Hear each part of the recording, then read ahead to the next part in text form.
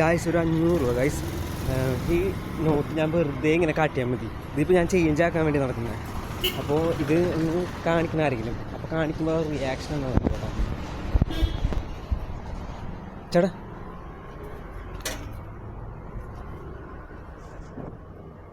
Hello,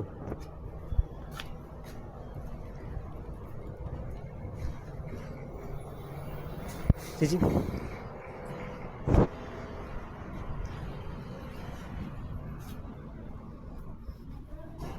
reaction ഉണ്ടോ നിങ്ങൾ? Change